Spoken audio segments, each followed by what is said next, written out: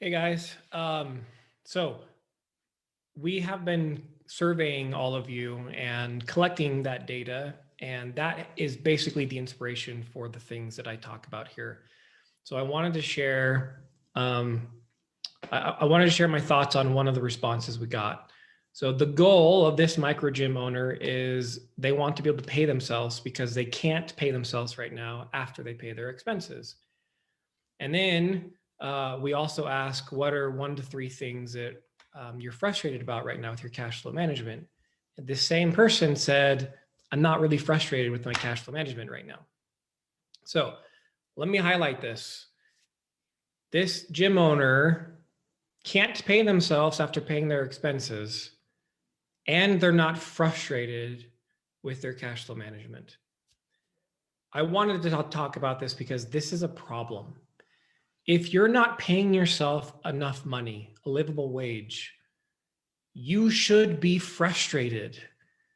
Don't let this ginormous superhero willpower that you guys have as gym owners take over or mask the emotion that you don't really need to be paid. Like, I know that you work harder than other entrepreneurs as just a general category of gym owners compared to other entrepreneurs. The amount of discipline and willpower and ability to push through tough times, you guys have that. I think they say you have that in spades. I don't even know what the hell that means, but I think that's a phrase. That means you have a lot of it. And often because you have that ability, you can go months, years without paying yourself a livable amount of money. Sometimes nothing. Sometimes you even will take on full-time jobs to supplement the fact that your gym isn't making money, because obviously you have to put food on the table. So I wanted to first highlight that that is a problem if that's your way of thinking as well. I can't pay myself after expenses should directly lead to a frustration in the way cash flow is being managed. Now, that's not to say, even as the author of Profit First for Microgyms, I know that cash flow management is not the all over, the end goal, the only solution to growing your gym. It is a component in your ability to create profitability and long-term wealth and a legacy. Sometimes operations need to be fixed. Sometimes coaches need to be replaced. Culture needs to be improved. Standard operating procedures need to be created. Revenue streams need to be analyzed. You need to bring in some other revenue streams. Maybe all of that stuff, great, could have a purpose. Marketing can have a purpose. But if you're not managing your cash flow, all the efforts of those other things could be in vain if you're not managing the cash the right way. So in this case, let me give a few tips or ideas, suggestions on if you're in a scenario where after paying your expenses, you can't pay yourself. Because I want that to lead to frustration, because frustration leads us to change. It should, at least, right? Because most of us don't want to keep experiencing a scenario that frustrates us. We try to change those. So first step to do is reverse that statement in general.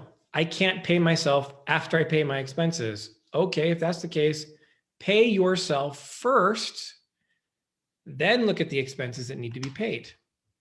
This is one of the reasons why the Profit First methodology works really well, is because if you follow the steps in the order that it's recommended, you pay yourself first. Now, when you're looking at the remaining money left over to cover the expenses, and in this case, we know that the remaining money isn't going to be enough.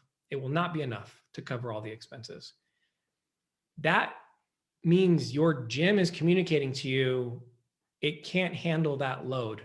It's like a new person coming in who's maybe hasn't worked out for a few years and they're going to try to PR a 400-pound back squat.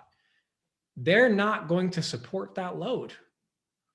Your business, when you're running the Profit First system and you don't have enough cash left over in your operating expense account to cover the current bills that are due, your gym cannot take the load of those expenses. It's screaming at you saying, hey, lighten the load a little bit. Let's take some of the stuff off. This isn't healthy.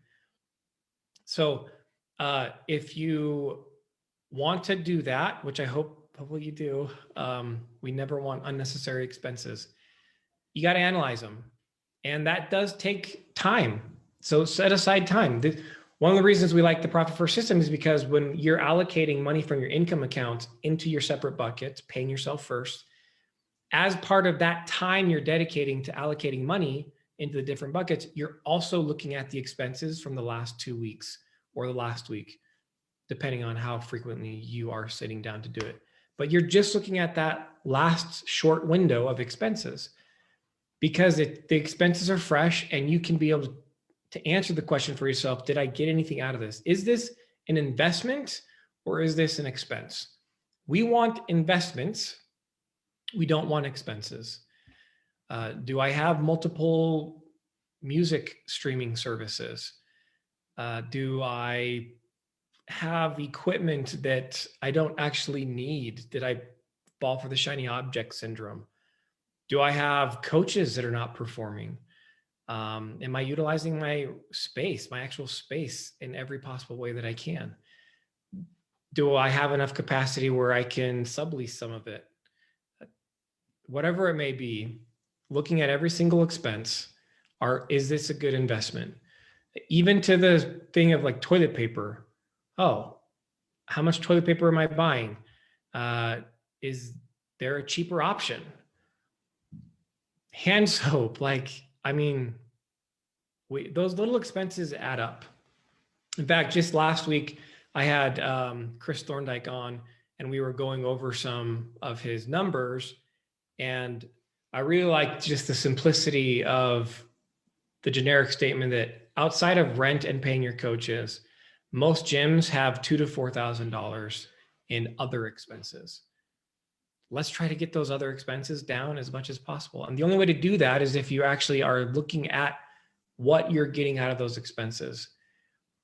Is there a way for you to get the same thing for less money, or is what you're paying for not actually adding to your members' experience or increasing your ability to bring on new members? So just to recap, if you can't pay yourself after paying expenses, first, pay yourself first, then force yourself to use the money left over to cover the rest of the expenses. By so doing, you will identify expenses that are not as important. Because if I have, say, $2,000 in the bank in my operating expense account that I can use, but I have $3,000 of expenses, I'm going to pick the most critical $2,000 of expenses to pay right now. The other $1,000, hopefully, with the changes we make, we'll be able to afford those. And so the next time I sit down to allocate money and to look at the bills and the money that I have to pay the bills, is the same thing happening. Again, at that time, I'm going to pay the most critical bills first. You will soon identify the expenses that you keep pushing off, meaning they are not as critical as the other ones that you chose to pay.